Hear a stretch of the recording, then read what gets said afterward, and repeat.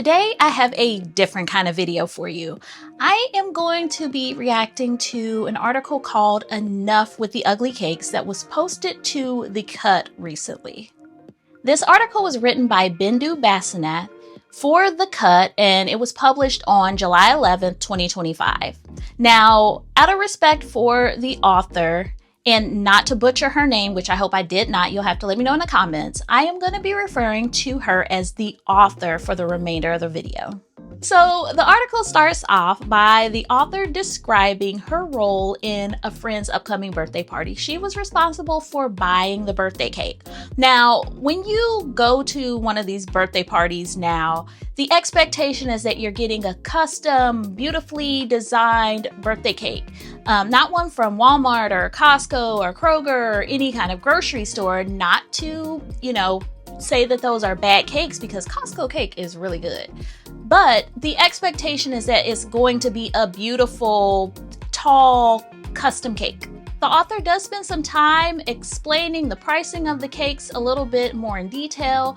And as you know, because I've spoken about it on my channel in the past, these kinds of cakes can be quite expensive. So she is honest in that respect in explaining to the readers to expect to spend up to $200, $300 for a cake like this. In the next paragraph, the author goes on to put ugly cakes into two categories. Now, I am familiar with this first category, but I have no clue what she's talking about in terms of referring to the second category as floral slop. Now, as a cake decorator, cake decorating instructor, I have never come across this kind of floral slop cake. And because I'm not familiar with that type of cake, I am going to only speak to the first category of ugly cakes that she's referring to.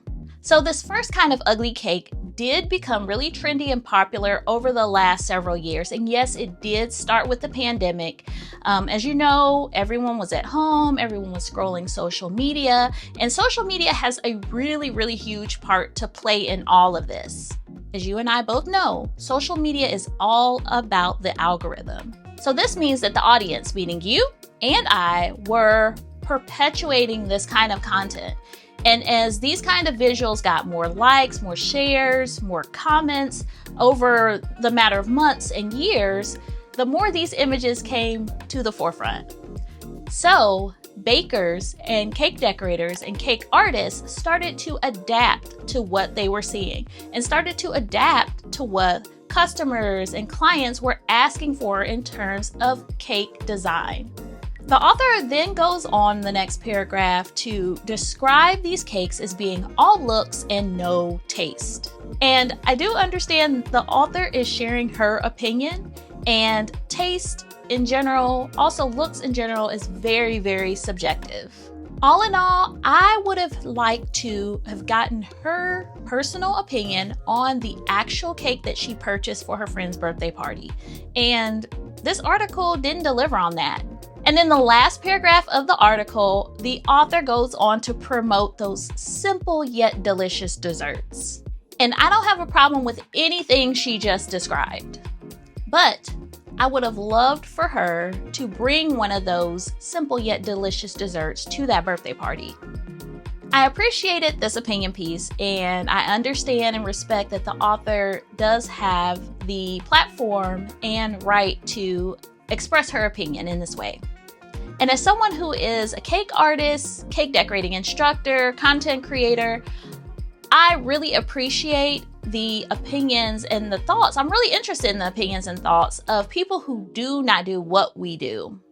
As I scrolled down, I really got into the comments. And as I suspected, a lot of the comments were in major disagreement with the author. There was one thing that came up in a lot of comments that I missed initially. The author had posted links throughout the article that linked back to Instagram pages belonging to bakers who've made these kinds of cakes. And a lot of the readers who commented were turned off by that. They felt like the author was throwing these bakers under the bus and making fun of their creations. Now, I missed this initially as I read through the article because I have a habit of just not clicking any kind of links in online articles. But as I did go back and scroll through, I did click a few of these links, and I agree with the readers who commented about this. I was really disappointed that the author chose to put links in the articles that went back to these bakers. Now, have I made one of these ugly cakes? Yes, I did. I actually made this cake for my work colleague for her birthday several years ago. When I delivered it, her husband and her family absolutely loved the cake. They loved the way the cake looked, they loved the way the cake tastes, and they thought it was pretty amazing. So I guess I'm guilty of making ugly cakes, but again, I can only make what people want me to make most of the time. So there goes. Now, I've included a link to the full article in the description. I would really like for you to go over and read through the article. It was a pretty short read, I would say about less than 5 minutes. Read that article through and come back and let me know your thoughts in the comments. I'm very curious. I want to take a minute to give a special shout out to all of my channel members, and to you, thanks for watching.